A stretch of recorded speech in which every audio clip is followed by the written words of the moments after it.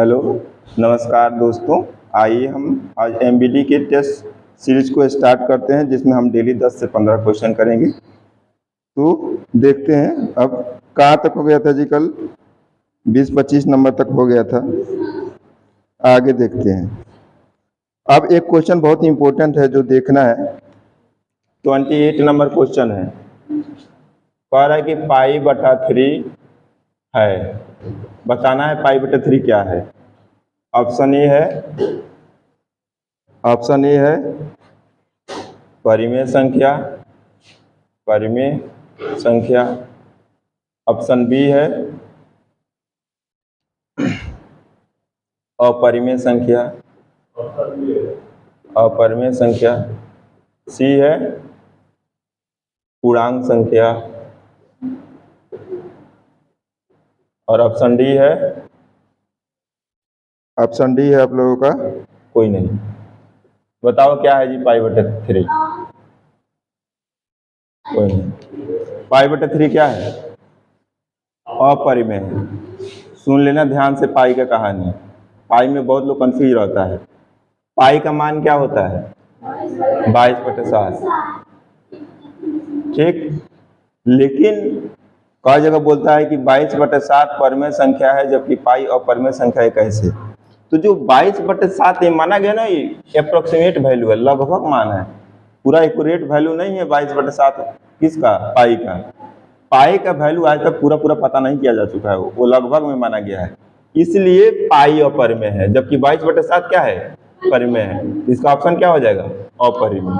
तो ध्यान रखना, पाई को तुम परिमेय मत मानना है। अगला क्वेश्चन,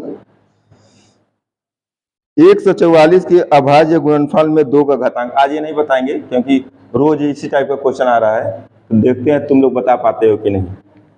144 के अभाज्य गुणनखंड, सब लोग अपना अपना कॉपी पे करें। गुणनखंड में 144 के अभाज्य गुणनखंड में 2 का घातांक है। फटाफट बना के बताओ क्या आ रहा है। ऑप्शन दे रहे हैं। ऑप्शन ए है 3, ऑप्शन बी है आप लोगों का 6, सी है 4 और डी है 5। बताइए इसका जवाब क्या होगा। सब लोग कर लिए हो, कैसे ही बोल रहे हो? करके ही बताना कि उसका जवाब क्या होगा। दे रहे हैं 30 सेकंड के लिए टाइम दे रहे हैं, करके बताओ।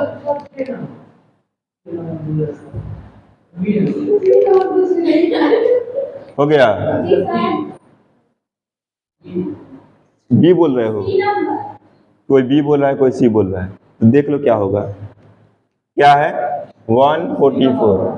सी नंबर हो रहा है, तो तुम लोग बिना बनाए आंसर बोल दे रहे हो क्या? 144 करो इसका गुणनफल। 2 से 72, फिर 2 से करोगे 36, फिर 2 से 18, फिर 2 से 9 और फिर 3 से 3।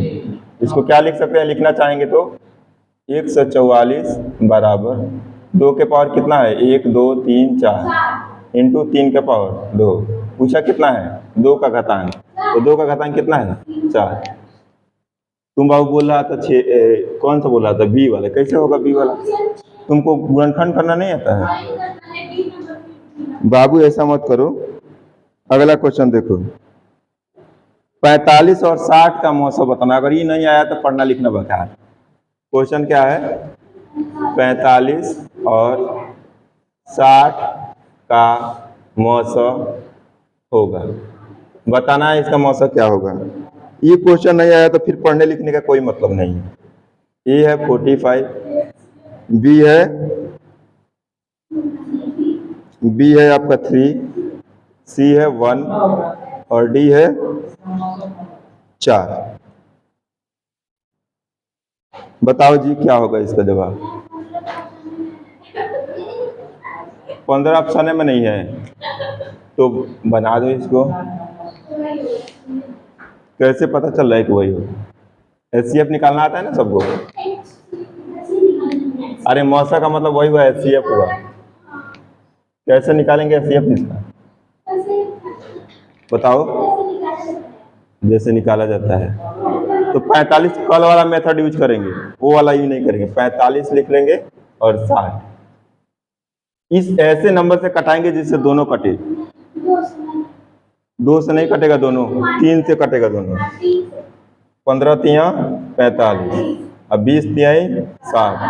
अब दोनों किस संख्या से कटेगा? 5 से। दोनों जिससे कटेगा, हम एचसीएफ निकाल रहे हैं, एलसीएम नहीं। दोनों जिससे कटेगा उसी से कटाना है। 5 से कटाएंगे, 5 तिहाई 5 चौके 20। अब देखो एलसीएम और एचसीएफ में अंतर क्या है। अगर यही पूछता कि एलसीएम क्या है, मतलब लौसा क्या है, तो सबको गुणा कर देते।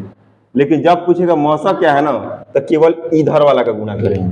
तो क्या आ जाएगा? 3 × 5 कितना आ गया? 15। तो मौसा कितना आ गया? 15। ऑप्शन क्या हो जाएगा? सी। अच्छा, मौसा का मतलब होता है ना कि जो दोनों को डिवाइड कर दे।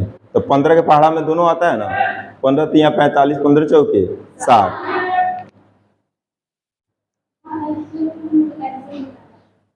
अब एक ही टाइप के बार बार क्वेश्चन आ रहा है, उसको थोड़ा सा हम छोड़ रहे हैं। थोड़ा सा जो डिफरेंट टाइप के क्वेश्चन आ रहे हैं उसको करवा रहे हैं।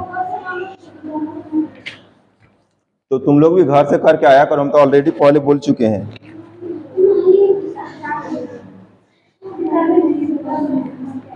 अब कल इस टाइप के क्वेश्चन किए थे, देखते हैं कौन इसका जवाब बता देता है।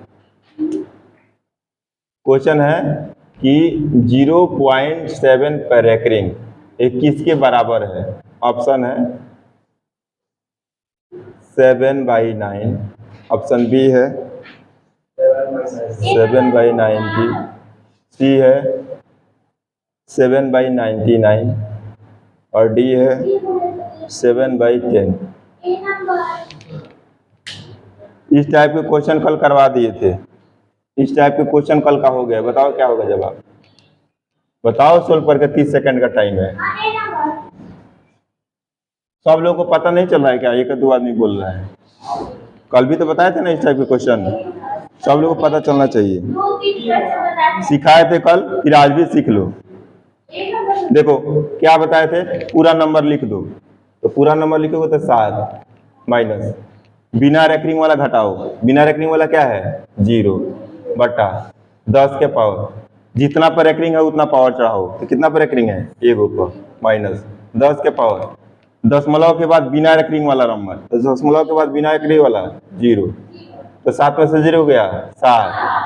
10 के पावर 1 का मतलब 10 और 10 के पावर 0 का मतलब 1। तो 7 बटा 8। यही तरीका है बनाने का। ट्रिक ये बताए थे कि दशमलव दिया हो और 0 के बाद केवल नंबर पर रेकरिंग दिया हो, तो वो नंबर लिख देंगे और जितना नंबर होगा उतना 9 लिख देंगे। तो उस हिसाब से बनाते। तो क्या है? 7। अका को नंबर है 1। लेकिन बाबू वो 0 दशमलव होगा तभी लागू होगा। अगर यहाँ पर कल को 4.7 दे दिया और तुमने केवल इस हिसाब से लिख दिया तो गलत हो जाएगा। इस हिसाब से बनाओगे तो गलत नहीं होगा, क्योंकि 7 - 4 हो जाएगा ये, तो आंसर में अंतर आ जाएगा। इसलिए इस तरीका से सीखो। ठीक, वो तरीका है करने का। अगला क्वेश्चन कह रहा है कि 8 के पावर 0 इंटू 2 के पावर 0 का मान बताना है, क्या होगा? क्वेश्चन है 8 के पावर 0 इंटू 2 के पावर 0 का वैल्यू बताना है, क्या होगा? ऑप्शन ए है 0, बी है 1, सी है 16, डी है 4। बताओ, इस टाइप के क्वेश्चन आजकल बड़ी आते हैं। तो बताओ जी क्या होगा इसका जवाब और कैसे आएगा वो आंसर? जवाब देख के रटना नहीं है, आखिर आ कैसे रहा है ये जानना बहुत जरूरी है। बताओ कैसे आएगा? देखो भाई, कंसेप्ट भी सीखो मैथ में, केवल आंसर से मत मतलब रखो। आज के 0 दिया है, कल को यहाँ पर 1000 दे देगा, यहाँ पर 2000 दे देगा, तब क्या होगा? इसलिए कंसेप्ट जानना बहुत जरूरी है मैथ में। कंसेप्ट यही है इसका कि अगर कोई भी संख्या हो उसका पावर 0 हो तो हमेशा उसका वैल्यू 1 होता है। उस हिसाब से इसको सोल्व करो तो 8 के पावर 0 का मतलब क्या हुआ? 1। और फिर 2 के पावर 0 का मतलब क्या हुआ? 1। और 1 में 1 से गुणा हुआ 1। इस हिसाब से सोचो मैथ को। ऐसे नहीं कि केवल आंसर आ गया ऐसे से हमको मतलब है, आंसर से मतलब नहीं होना चाहिए।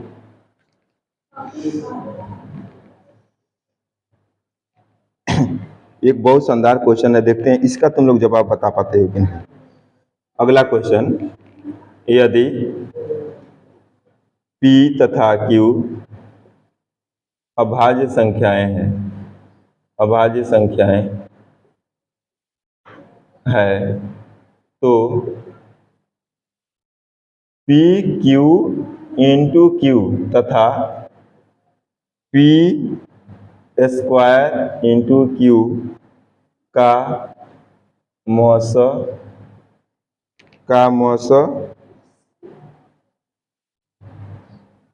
है, चाहे मौसा होगा। बताना है क्या होगा मौसा इसका। देखते हैं कितना तुम लोगों को दिमाग काम करता है। ऑप्शन ए है P Q into Q square, option B P square Q, option C P Q into Q Q और ऑप्शन डी है P Q। अब इसमें बताओ क्या होगा आंसर। आप बताओ जी, सब लोग बताओ क्या होगा इसका जवाब। ये होगा, कहेंगे ये होगा बाबू, यही बोल दे रहा है कि कुछ तुमको जानकारी भी है कि ये कैसे होगा। बताओ, हटे ही है, बताओ कितना होगा जवाब इसका, बताओ कितना होगा। ये नंबर कोई ये बोल रहा है, कोई भी बोल रहा है, सुन लो ध्यान से। क्या दिया है P Q, जो कंसेप्ट इसका अच्छा से नहीं समझता इस क्वेश्चन का जवाब नहीं दे पाएगा। और P स्क्वायर Q, जब भाई इस तरह से ABCD में आ जाए क्वेश्चन ना, तो मामला घोल दिया जाता है। सुन लो ध्यान से, अगर LCM लिखना है तो मैक्सिमम पावर लिखेंगे, अगर HCF लिखना है तो दोनों में ढूंढ के मिनिमम पावर लिखेंगे। सबसे पहले P को देखो, देख लिए P में दोनों में न्यूनतम घात क्या है, न्यूनतम कम 2। Q को देखो, Q में दोनों न्यूनतम घात क्या है 1, यही तुम्हारा HCF है। आप समझ में आ गया। अच्छा ये तो HCF हो गया। अगर मान लो कि इसी क्वेश्चन में LCM पूछ देता तब क्या होता, तब अधिकतम लिखते। तो अधिकतम का मतलब क्या है, P के पावर 3 इंटू Q, ये हो गया LCM और ये हो गया HCF। ऑप्शन कौन सा हो जाएगा, आ गया बात समझ में। तो ऐसे केवल भाग देने से नहीं होगा कि ये हो जाएगा ये हो जाएगा, आना चाहिए। अब देखो जो एक टाइप के क्वेश्चन करवा दे रहे हैं उसको बार बार नहीं करवा रहे हैं। जैसे कि घात वाला क्वेश्चन हम तुमको बता दिए, उसका फैक्टर करके या देख लेंगे कि कितना पावर आ रहा है, वही उसका घात होगा। आगे देखना है, दो संख्याओं का गुणनफल, इसमें दिया है कि दो संख्याओं का गुणनफल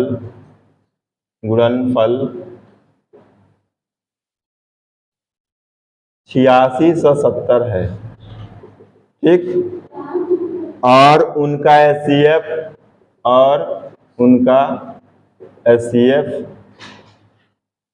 17 है। तो LCM ज्ञात करें। इसमें अब ऑप्शन नहीं देंगे, तो ऐसा बना के ट्रैक से बताओ तो क्या होगा आंसर इसका। ऑप्शन इसमें नहीं देंगे, बना के बताओ। कल ही कंसेप्ट इसका बताए थे कि दो संख्याओं का गुणनफल बराबर होता है HCF गुणे LCM। वही कंसेप्ट लगेगा, बना के बताओ तुरंत 30 सेकंड के अंदर। 30 सेकंड से ज्यादा टाइम नहीं देंगे।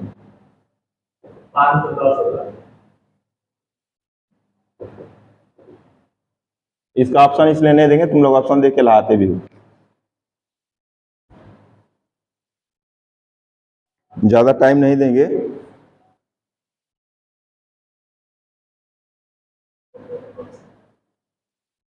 कल बताए थे कि अगर दो संख्याएं A और B हो, ये फार्मूला होता है A गुणे B बराबर HCF इंटू LCM। दो संख्या का गुणनफल कितना दिया है 8670 बराबर HCF का मान कितना है 17, LCM निकालना है।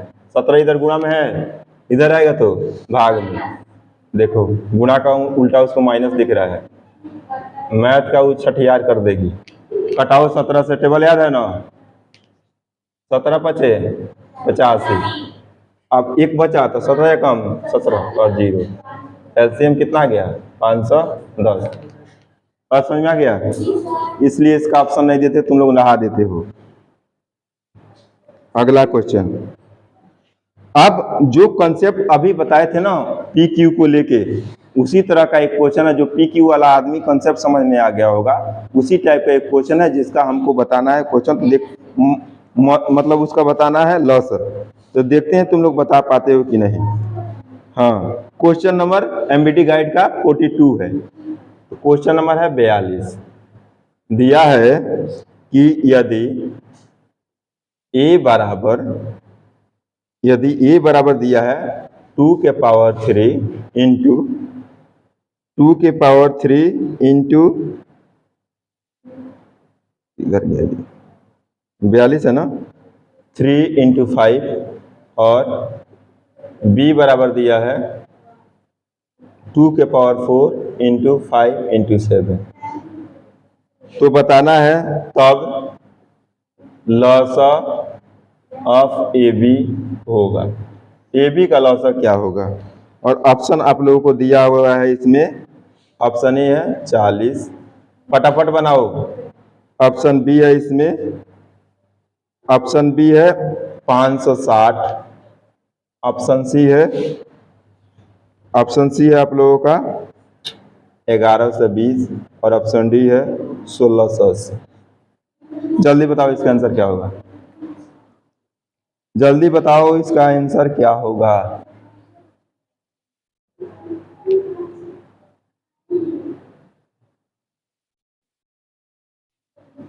तुम लोग अभाज्य गुणनखंड विधि द्वारा एलसीएम निकालना, सीएफ निकालना नहीं पड़े हो? पहला ही चैप्टर में तो पढ़ना है। पहले ही चैप्टर में पढ़ना है वो, अभाज्य गुणनखंड विधि द्वारा एचसीएफ निकालना, एलसीएम निकालना।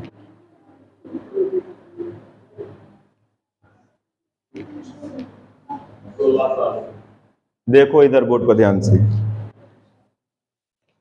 ये कितना दिया है 2 के पावर 3, अब ध्यान से समझ लेना, 3 इंटू 5। बी क्या दिया है 2 के पावर 4 इंटू 5 इंटू 7। जब एलसीएम लिखना हो तो दोनों में कॉमन हो चाहे ना हो, उसका मैक्सिमम पावर लेते हैं। तो मैक्सिमम पावर लेते हैं, तो खोजते हैं इसको, लिखते हैं एलसीएम। पहले देखते हैं 2 को, दोनों में है मैक्सिमम पावर क्या है 2 का, अधिकतम घात वाला कौन है 2 के पावर 4 इंटू। आप देखते हैं 3 को, क्या 3 दोनों में है? नहीं, फिर भी लिखेंगे क्योंकि एलसीएम लिख रहे हैं। 5 दोनों में है तो कितना घात है उसका 1, तो 5 इंटू 7। गुणा करने में भी चालाकी है। 2 के पावर 4 का मतलब क्या होता है 16। उसके बाद 3 इंटू 5 इंटू 7।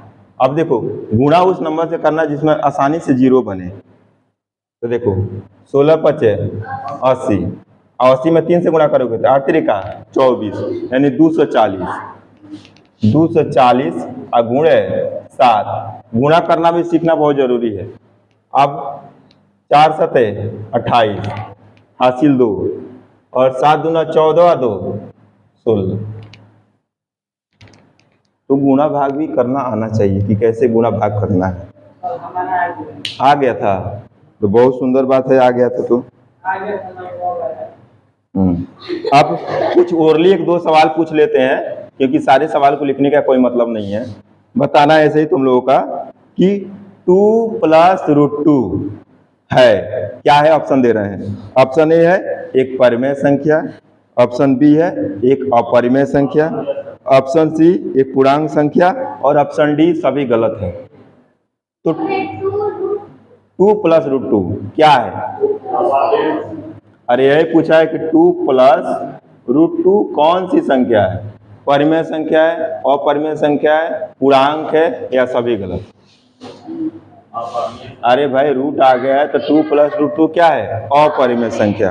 अब बार बार इसके क्वेश्चन को लिखना और ऑप्शन लिखना अच्छा बात नहीं है। अब एक बताना, निम्न में कौन अपरिमेय संख्या नहीं है? निम्न में कौन अपरिमेय संख्या नहीं है? ऑप्शन सबका नहीं बोलेंगे, ऑप्शन सबका बोल देंगे तो गड़बड़ हो जाएगा। मिटाने वाला कहाँ रख दिए जी?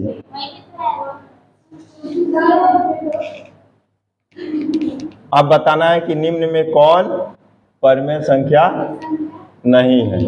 देखना ध्यान से क्वेश्चन पढ़ना जरूरी है। परमेय संख्या नहीं है इसका मतलब वो परमेय होगा। तो बताना है निम्न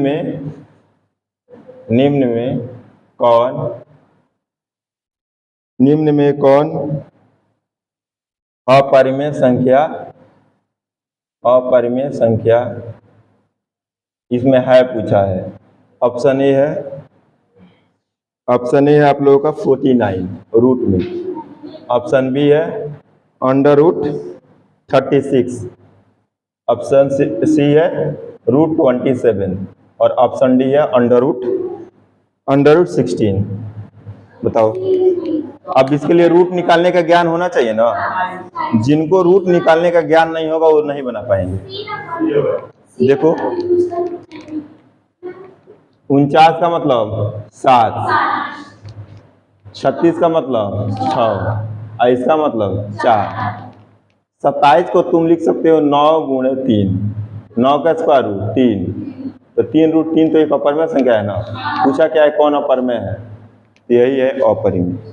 आ गया बात समझ में? तो बस आज के लिए इतना ही रहने देते हैं। मिलते हैं नेक्स्ट वीडियो में, तब तक अपना पढ़ाई लिखाई करते रहिए।